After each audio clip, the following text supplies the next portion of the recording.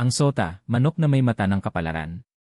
Sa mga malalaking farm, ang manok na magkaiba ang kulay ng mata ay agad na tinatanggihan.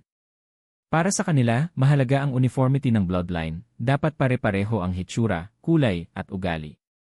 Kapag may kakaibang mata, sinasabi nilang defect ito at baka makasira sa kanilang mga pure breeds. Kaya kahit gaano pa kalakas o katalino ang manok, basta iba ang mata, rejected agad. Pero sa mga backyard farm tulad natin, iba ang tingin.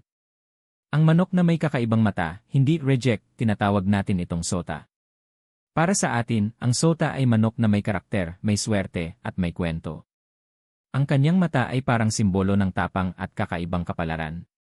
Minsan, ang sota pa ang nagiging panalo sa laban o ang may pinakamatinding instinct sa farm.